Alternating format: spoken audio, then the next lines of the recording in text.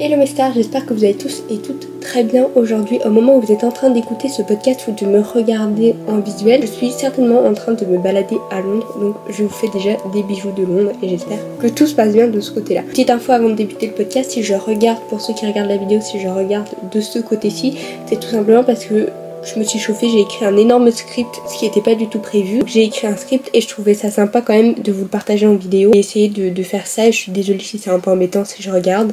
Je vais essayer de faire au mieux, mais voilà, j'aimerais me tenir au script et pas vous raconter n'importe quoi. Bref. Hello mes stars, j'espère que vous allez tous et toutes très bien. Aujourd'hui on se retrouve pour un podcast sur les sabbats et plus précisément sur le sabbat d'Imbolc. Installez-vous confortablement, prenez votre petite tasse de café, mettez-vous tranquille pépère et on est parti pour cette folle aventure qu'est le sabbat d'Imbolc. Alors oui, si vous faites partie de la team WeChat depuis un bon moment, vous n'êtes pas sans savoir que j'ai déjà fait plusieurs vidéos sur les sabbats. Mais premièrement, il me semblait pas déjà en avoir fait un l'année dernière sur Imbolc. Et deuxièmement, en fait, je fais ce que je veux tout simplement. En toute chose, il faut savoir que c'est pas un sabbat que j'ai l'habitude de fêter. Pourquoi ? Et parce que c'est tout simplement d'un point de vue logistique, c'est toujours hyper galère de fêter le sabbat de Imbolc. Parce que soit c'est mes seules vacances de l'année, donc je suis pas là, donc j'ai pas ce qu'il faut sur la main. Soit c'est la rentrée et au final, je peux rien faire parce qu'il faut que je m'organise. Soit c'est le début du mois, etc., etc. Bref, c'est toujours hyper galère. Donc j'ai pas toujours le temps de célébrer Imbolc comme je le voulais. Vous êtes certainement pas passé à un côté de l'info non plus que moi et les sabbats ça fait 100 000, même si c'était pas le cas au début de ma pratique, parce que je me forçais pas mal à pratiquer au niveau des sabbats, parce que je voyais sur les réseaux sociaux que tout le monde pratiquait et qu'il fallait à peu près le faire. Mais je vous envoie vers l'épisode du début du mois si ce sujet vous parle ou si vous voulez en apprendre un petit peu plus sur comment avoir une pratique saine et durable et en pleine santé. J'ai fait un épisode en début du mois également filmé, donc n'hésitez surtout pas à aller regarder ça. Pourquoi est-ce que les sabbats et moi ça fait 10 000 ? Et tout simplement parce que c'est toujours le moment où les énergies sont tellement fortes que je suis simplement crevée, fatiguée, irritable et simplement au bout du rouleau. Donc c'est pareil pour les pleines lunes, mais rien que allumer une petite bougie, essayer de me concentrer et méditer, c'est l'enfer sur terre, donc c'est toujours hyper compliqué pour moi les sabbats, malheureusement parce que c'est quelque chose que j'aurais aimé faire. Je vous partage tout de même ce petit épisode de podcast parce que mis à part l'aspect physique lors des sabbats, j'aime énormément ce sujet. Ce sont des moments dans l'année qui sont assez symboliques pour moi. Et quand je le peux, je fais un petit rituel entre guillemets où j'ai une petite attention pour le sabbat. Le sabbat d'Imbolc est célébré en général le 1er février, mais ce n'est pas toujours le cas. Vous n'êtes pas sans savoir qu'à l'autre bout de la planète, les sabbats sont différents, dans le sens où ils ont un ordre inversé. Mais je vous en parlerai dans un autre podcast si ça vous intéresse, n'hésitez pas à me le dire en commentaire. Bref, on fête Imbolc le 1er février, ne me demandez pas pourquoi, au niveau équinoxe et solstice, il n'y a rien du tout. Mais c'est le jour et la période où la durée entre le jour et la nuit commence à changer.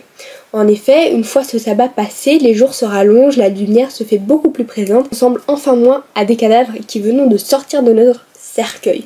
Parce que oui, les 5 heures de lumière en hiver ça va 5 minutes, mais c'est clairement pour nous abattre.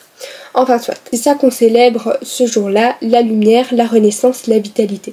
Vous comprendrez qu'on sort enfin de la période sombre de l'hiver et qu'on rentre dans la période claire et lumineuse.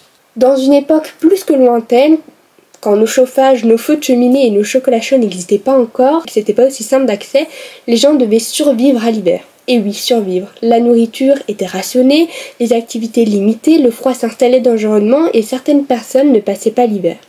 Vous comprendrez pourquoi à cette époque, voir que le soleil revenait annonçait de très très bonnes nouvelles. C'était le retour d'aliments plus variés, d'activités en extérieur, de récoltes qui arrivent bientôt. Bref, de nos jours, on se rend moins compte de l'importance, de la symbolique de ce sabbat et qu'ils ont pu avoir pour nos prédécesseurs. Pourtant, on le célèbre toujours de la même manière et on célèbre toujours la même chose, le retour des beaux jours et du printemps. Même si vous n'êtes pas païen, vous avez sans doute déjà eu une petite attention en ce jour d'Imbolc. Et oui, je vous laisse réfléchir. C'est un jour où on mange un dessert sucré, un plat en forme de rond. Est-ce que ça vous dit quelque chose ? Assez plat. Et oui, les crêpes. La Chandeleur tire ses origines de ce sabbat ancestral. Manger des crêpes a une symbolique toute particulière quand on s'y penche 5 minutes. Une pâtisserie, si je peux dire une pâtisserie, je sais pas si c'est une pâtisserie, me tombez pas dessus tous les pâtissiers s'il vous plaît, est composée d'ingrédients tels que le lait. Le lait qui est un élément ancestral et central de ce sabbat. En effet, c'est à ce moment-là qu'on songeait à traiter les animaux afin de récolter du lait, chose qui était impossible en hiver. De plus, de par leur forme, les crêpes symbolisent le soleil, l'élément feu. Ce sont également deux éléments très importants pour ce sabbat. Je pense que vous vous en doutez, le feu annonce la chaleur, la pousse des graines, le retour du soleil qui donne chaud au corps et au cœur.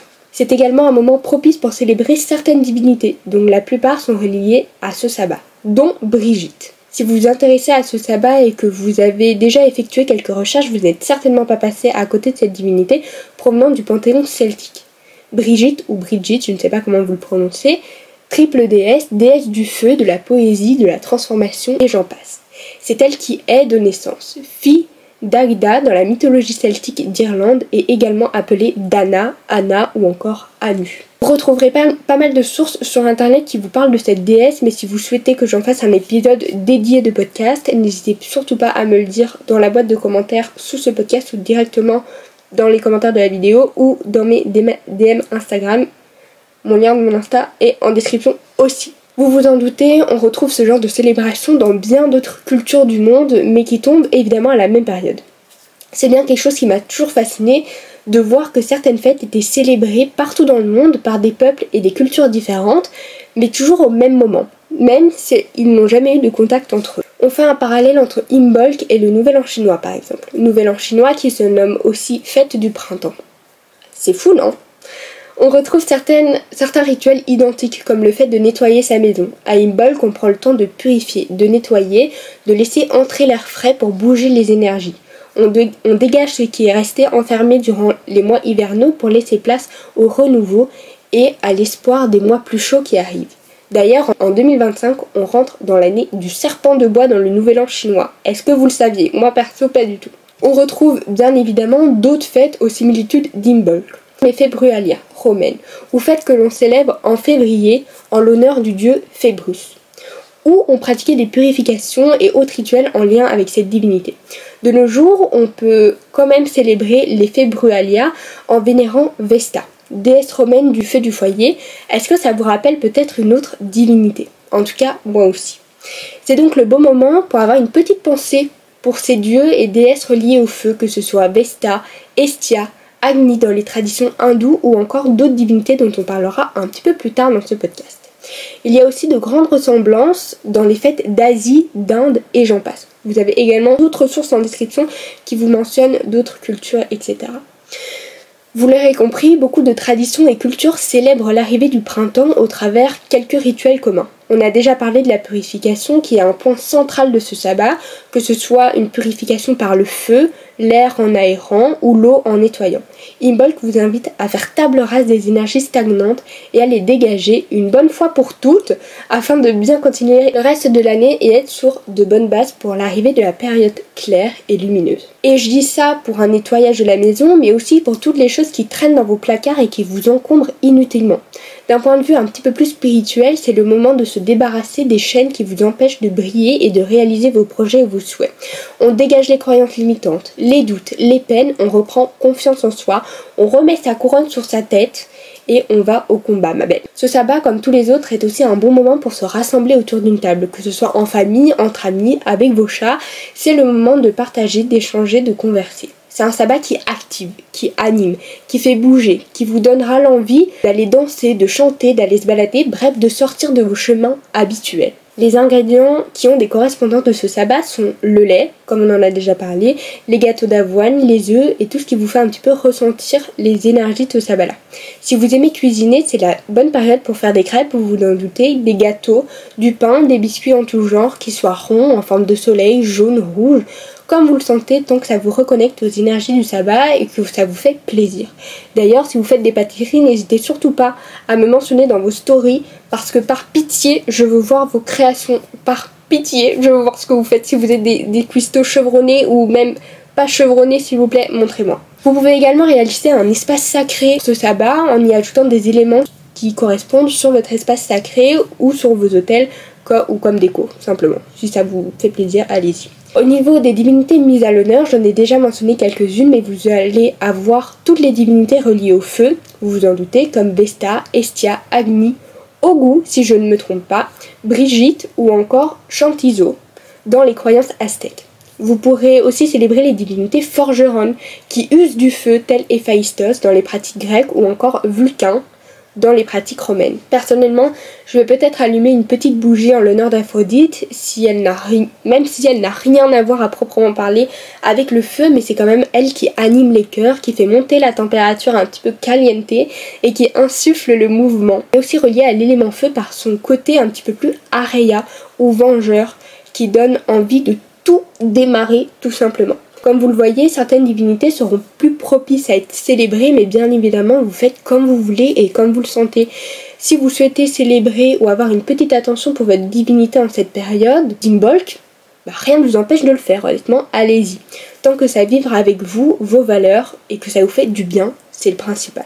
Enfin, je vous partage un petit bricolage à réaliser si ça vous tente, pour clôturer petit à petit ce podcast. Vous avez certainement déjà entendu parler de la croix de Brigitte, ou de la Sainte Brigitte.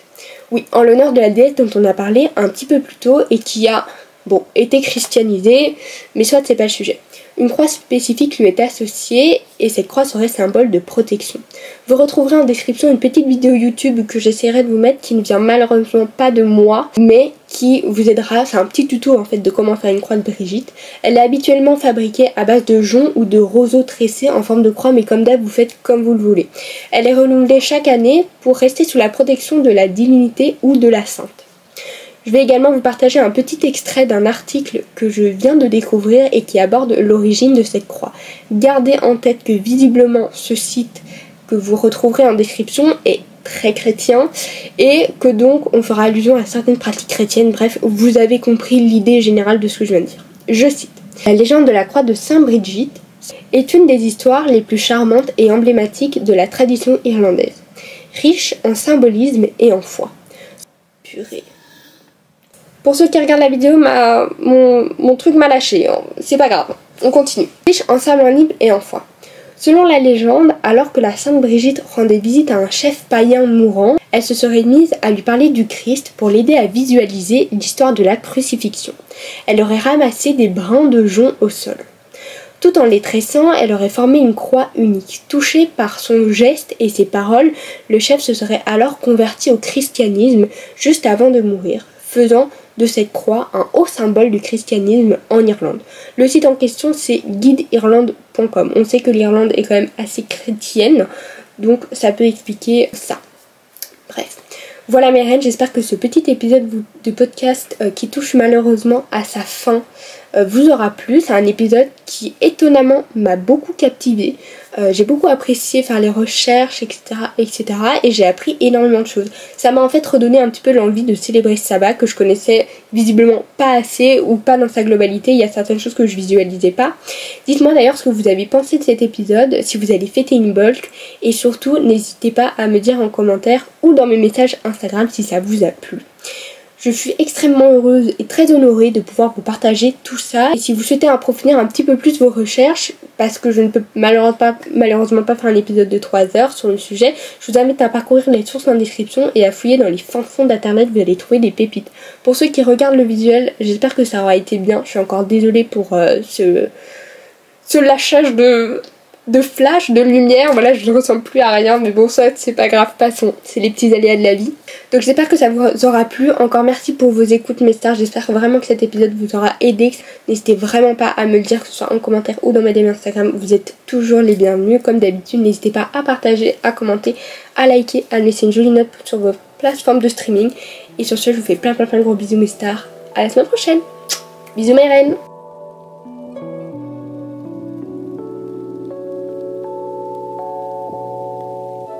Thank you.